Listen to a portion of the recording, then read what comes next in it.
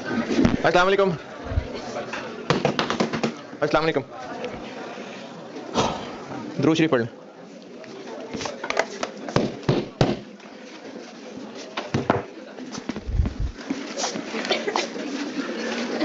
कल जो सवाल बोर्ड पे किया था उसमें ना ईयर 2 एब्जॉर्प्शन की फिगर्स बताइएगा मुझे। सेल्स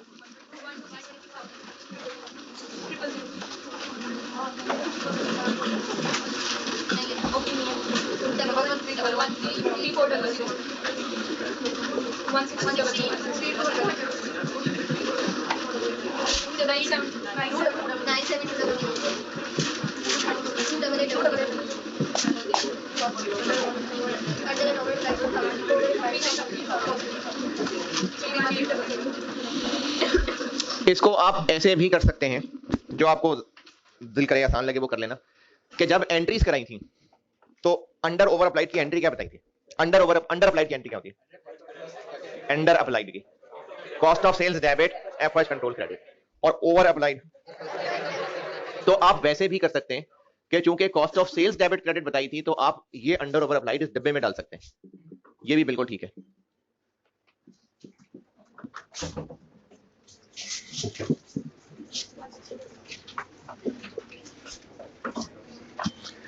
ओवर अप्लाइड है तो FH control debit cost of sales credit, cost of sales credit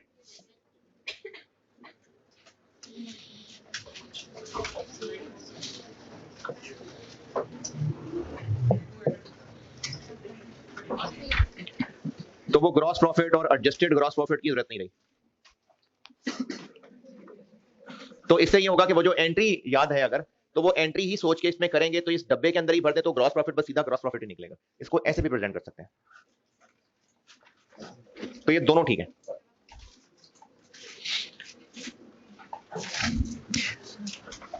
तो कल वाली इनकम स्टेटमेंट में जबरदस्ती फिट ना करें, इसको आज वाले लेक्चर में लिख लें।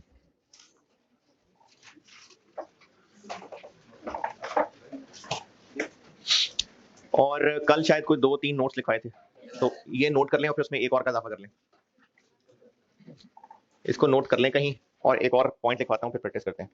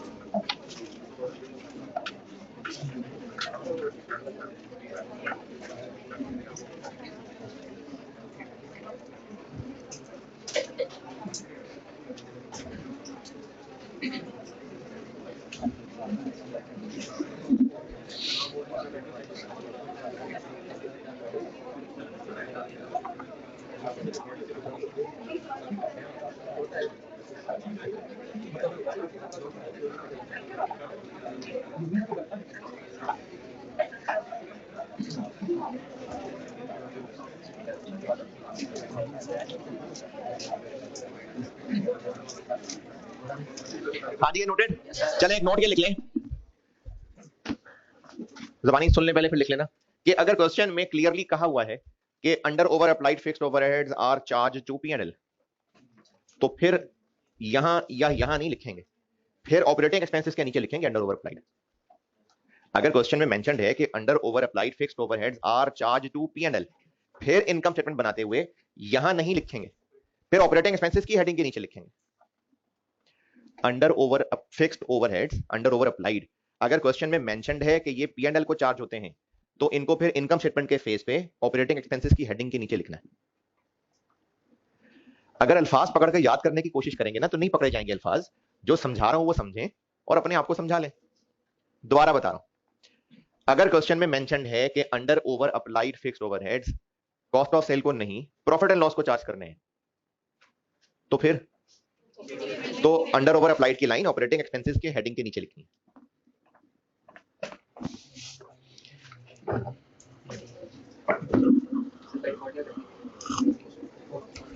Bye default cost of sale है।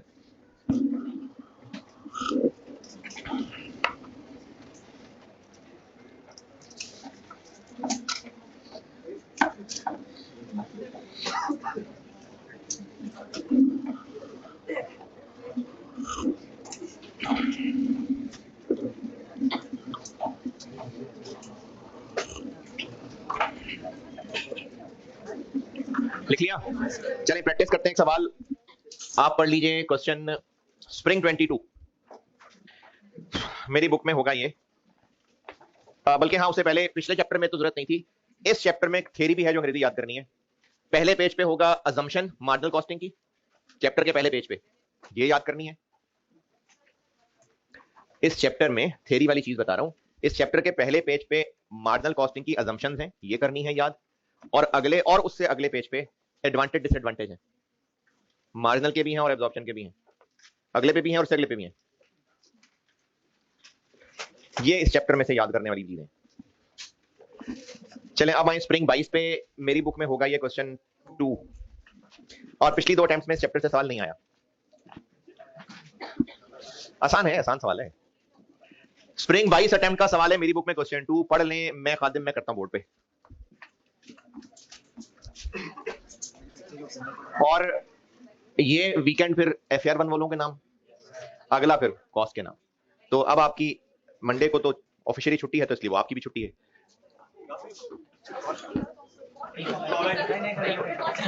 भाई यही कह रहा हूं ना, नहीं होगी। कहते हैं तो रख लेते हैं। ये मैंने कितने बच्चे जो FR1 भी पढ़े मुझसे? हाँ, तो इन्हीं मासूम बच्चों की हालत को देखते हुए, क्योंकि आज, अच्छा मैं अपनी बात तफसील से बता दूं, मुझे लग रहा है गलत समझ रहे हैं। आज रात को FR1 की क्लास है GT में, कल भी दोपहर तक है GT में, मंडे को FR1 नहीं है, और कॉस्ट संडे को भी नहीं है, मंडे को भी नहीं है। अरे आज तो अभी है ना यार, जब शाम में रात सारी रात FR1 पढ़ा रहा हूं, तो कॉस्ट किस टाइम करेंगे? अच्छा एक बहुत मुश्किल बात बता दी आपको, आप नहीं उसको इंटरप्रेट ही नहीं कर पा रहे, मैं आसान अल्फाज में समझाने की कोशिश करता हूं। ये जो मैं अभी नासिर अब्बास जो आपको भी कॉस्ट पढ़ा रहा हूं, अभी जो ये जो अभी चल रही है, इस वक्त जो बात हो रही है, ये जो अभी है ना क्लासेस में, ये बच्चों अभी वाली क्लास की बात कर रहा हूं, ये है।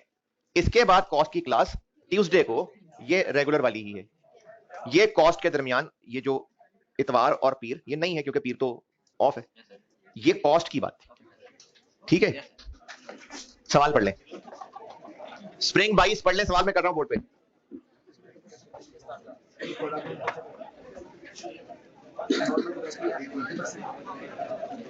लेकिन अगला वीकेंड फिर कॉस्ट के नाम है।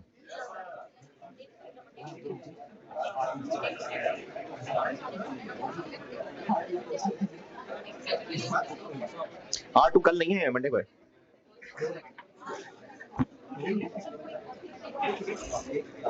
अभी जो ज्यादा बड़ा मसला वो तो करे ना, सवाल पढ़ें।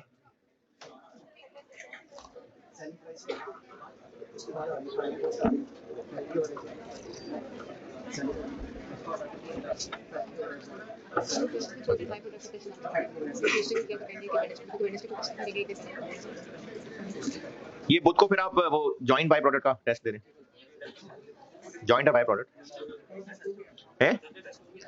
चलो उसमें जॉइंट बाय प्रोसेस 2 में डाल दूंगा, और बताएं प्रोसेस 3 में डाल लेते हैं।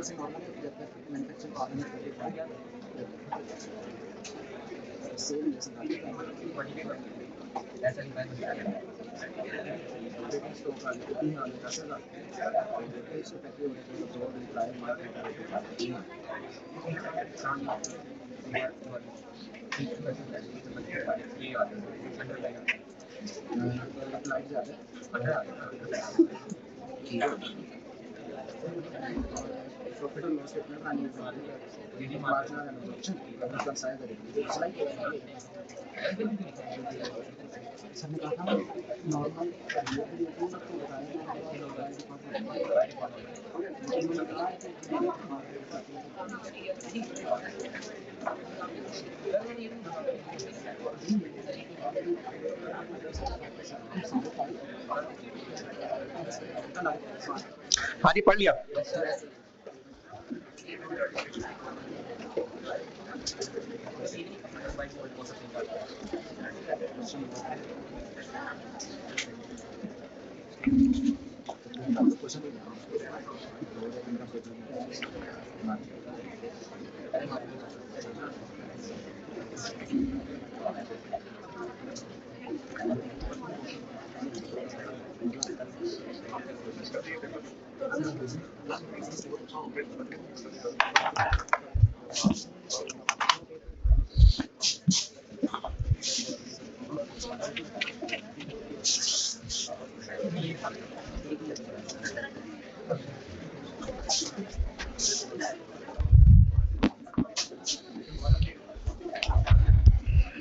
मार्जिनल की इनकम स्टेटमेंट बनानी है कि एब्जॉर्प्शन की?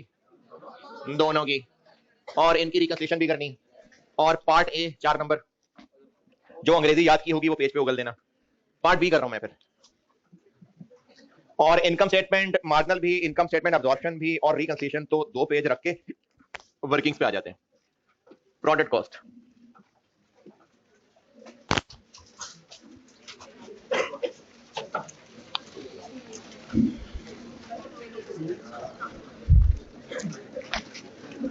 अच्छा ये डाटा का जरा पहले फर्क समझाऊं आपको।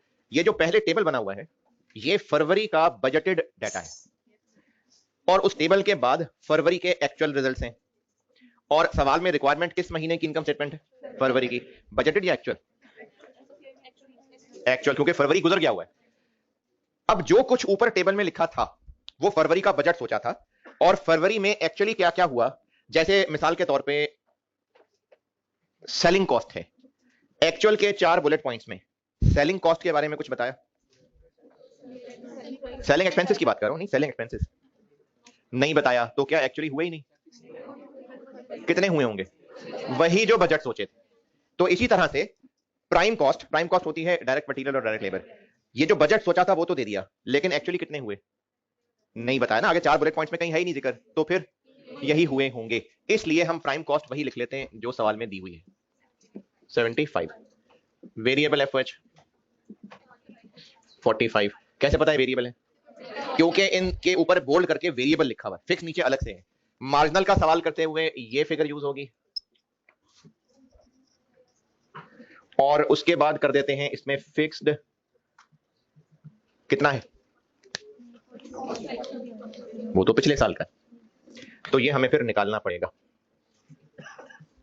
फिक्स्ड ओएआर पर यूनिट होता है ना, ये निकालना पड़ेगा। एब्जॉर्प्शन के लिए हमें ये फिक्स्ड ओएआर निकालना पड़ेगा।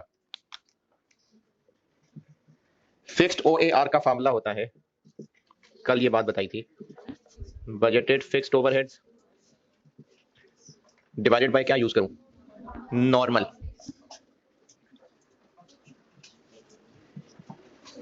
Normal production. तो बजटेड फिक्स्ड ओवरहेड्स कितने? 201600, और नॉर्मल प्रोडक्शन कितनी? 48,000। ये पहले पैराग्राफ से मिलेगा। पहले पैराग्राफ में बताया हुआ है कि टोटल कैपेसिटी 60,000 पर मंथ है और नॉर्मल उसका 80% इस्तेमाल होता है। तो 60,000 का 80%, तो OAR फिक्स्ड वाला बन गया 42 और ये 162।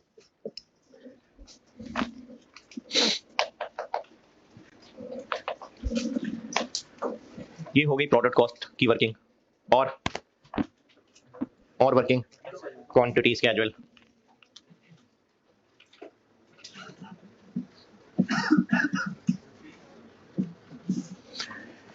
फिनिश गुड्स के स्टोर में बैठते हैं, ओपनिंग नहीं है 10,000 दिए हुए हैं और प्रोडक्शन 45,000।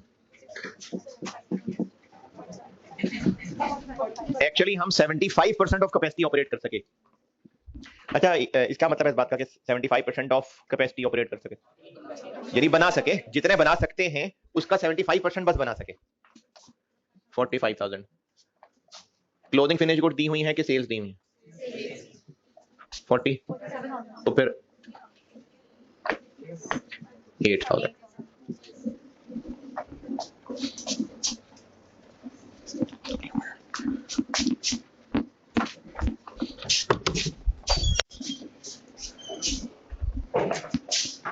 इरफान यार ये रिफिल नहीं किया गया? तो लिख ही नहीं रहा बोर्ड पे, देखो हल्का लिख रहा है बहुत। इसकी निप पे भी देखना कोई अगर drop.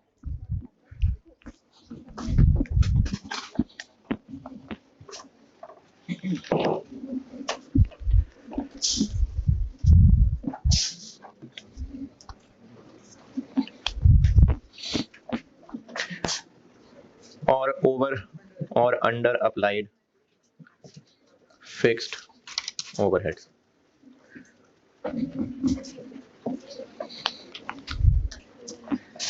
applied OAR into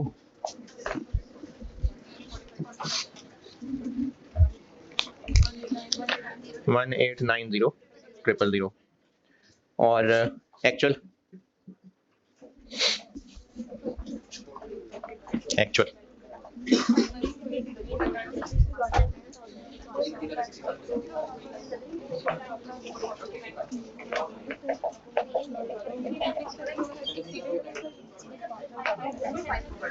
2516,000।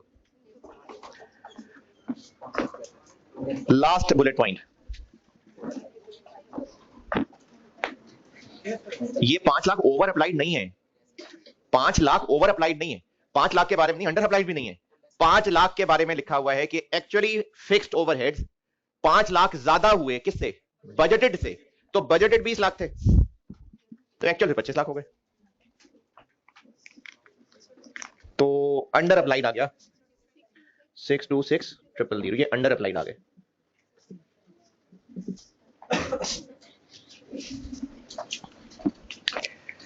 Actual fix overheads ना समझ आए हों किसी को?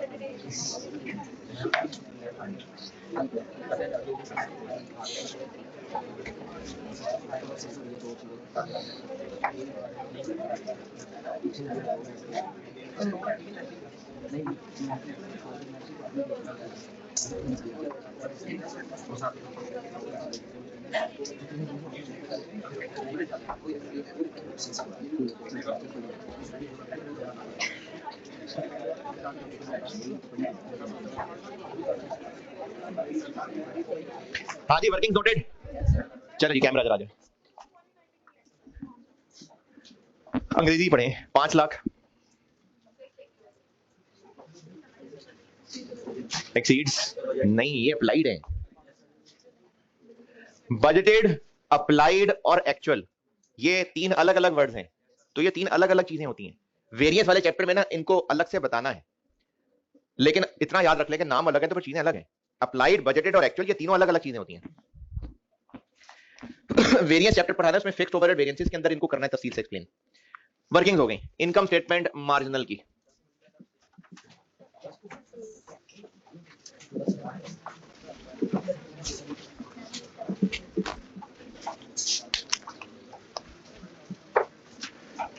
हाँ जी, सेल्स 47,000 यूनिट्स हैं और एक कितने का 210 9870,000।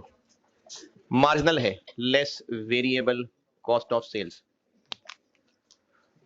ओपनिंग फिनिश गुड्स पता नहीं, ओपनिंग फिनिश गुड्स नहीं लिख रहा अभी। Cost of goods manufactured 45,000 into marginal बना रहा हूं 120।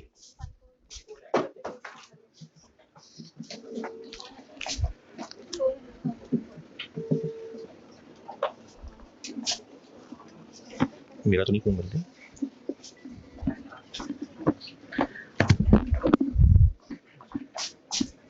Closing finish goods 8,000 into FIFO है कि वेटेड एवरेज है? किसने कहा FIFO? हाँ जी, कहाँ लिखा है वेटेड एवरेज? ओपनिंग नहीं है, है। हाँ जी, FIFO है कि वेटेड एवरेज है? नहीं बताया। तो फिर जब नहीं बताया होता ना तो वो करते हैं जिसमें जिंदगी आसान हो। FIFO में आसान है कि वेटेड एवरेज में आसान है? FIFO में ना, FIFO है तो ये भी 120 वाला ही होगा। वेटेड एवरेज करेंगे तो फिर तो रेट निकालना पड़ेगा। 960,000। ओपनिंग फिनिश गुड्स लिखता हूं बाद में।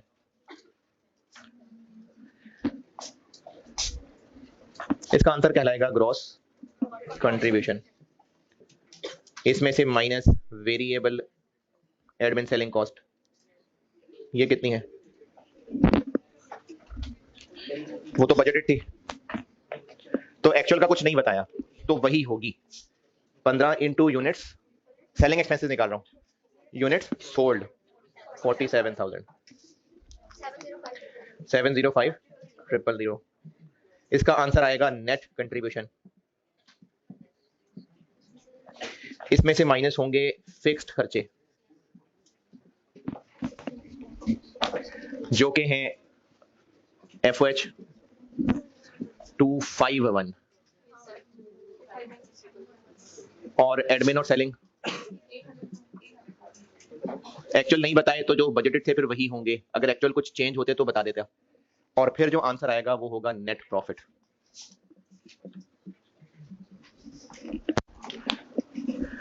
ये हो गई इनकम स्टेटमेंट मार्जिनल की।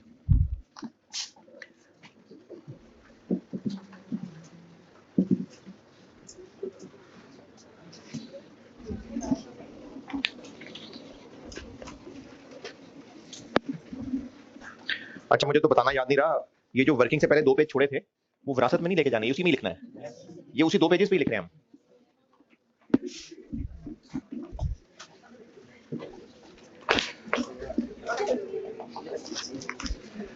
Sales 9870,000 less cost of sales. Opening finish goods ये किधर है? 10,000 तो यूनिट्स है ना।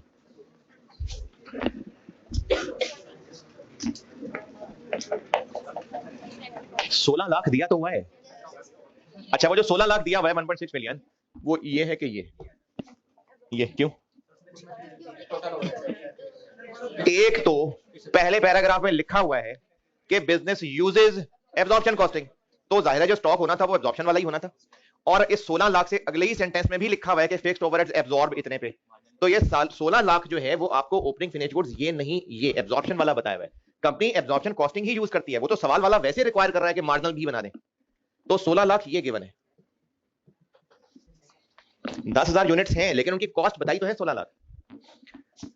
कॉस्ट ऑफ गुड्स मैन्युफैक्चर्ड, अब हमने 45,000 को मल्टीप्लाई करना है, एब्जॉर्प्शन का सवाल कर रहे हैं तो 162 से।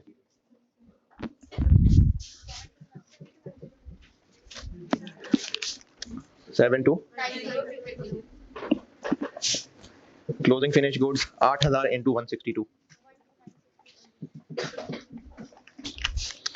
129,600,000। तो कॉस्ट ऑफ सेल्स, बल्कि अब मैं वो दूसरी वैरायटी भी कर देता हूं, इधर कॉस्ट ऑफ सेल के डब्बे में ही लिख देता हूं under applied. Under applied fixed overheads की entry under applied, cost of sales debit, तो कॉस्ट ऑफ सेल्स डेबिट, इसलिए यहां पर कर देता हूं ऐड।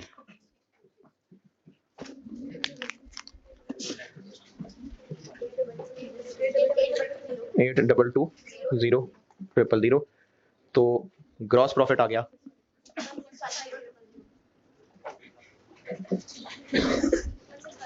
1650,000, और इसमें से minus operating expenses,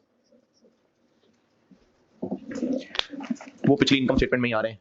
variable selling cost 705 और fixed admin and selling cost 8 lakh, तो नेट प्रॉफिट आ गया 145,000।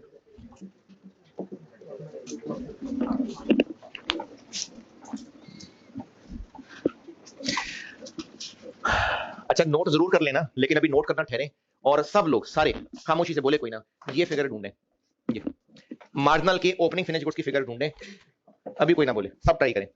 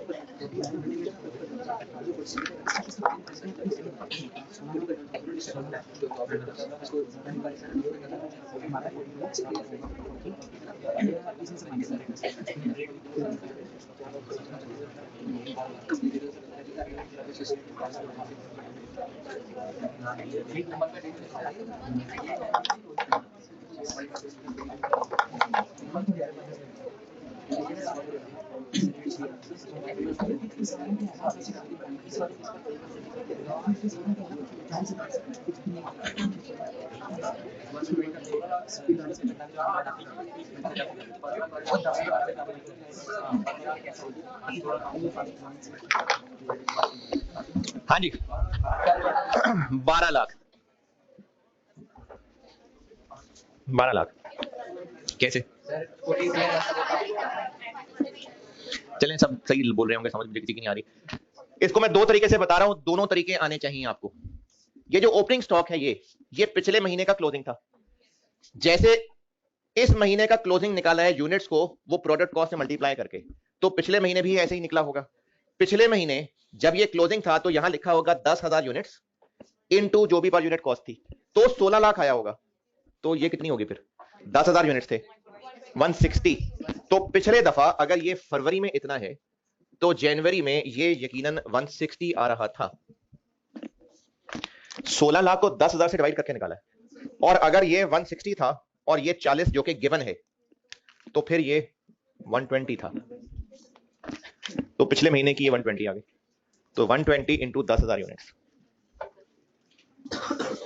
और अगर यहां से यहां ना जाना चाहें तो आप ऐसे भी कर सकते हैं कि मार्जिनल और एब्जॉर्प्शन के स्टॉक में इसका ही फर्क है ना, मार्जिनल और एब्जॉर्प्शन के स्टॉक में इस चीज का फर्क है, तो वो माइनस कर दें, यानी 16 लाख में से 10,000 इंटू 40 माइनस कर दें, तो 12 लाख। तो वेरिएबल कॉस्ट ऑफ सेल बन गई 640,000 ग्रॉस कंट्रीब्यूशन, नेट कंट्रीब्यूशन 3525,000 और नेट प्रॉफिट 209,000। ये आ गए 11 नंबर, और बाकी दो नंबर ये ऐसे आने लगे, ऐसे। रिकंसिलिएशन, प्रॉफिट एब्जॉर्प्शन वाला 145,000। इसमें फिक्स्ड ओवरहेड्स जो ओपनिंग स्टॉक में शामिल हैं,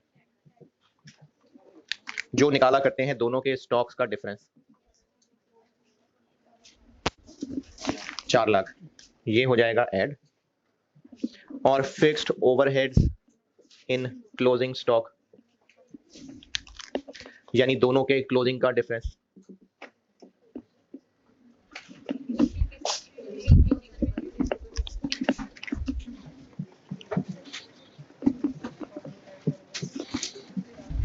तो ये बराबर आ जाएगा इंशाल्लाह मार्जिनल।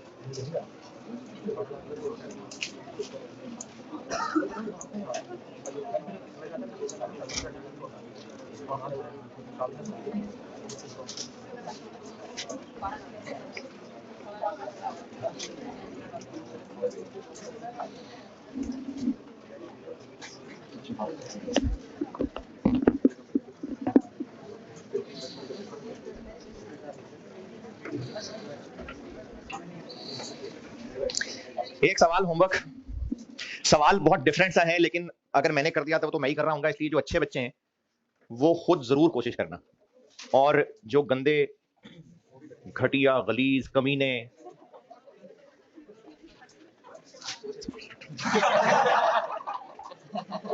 वो भी ट्राई करना।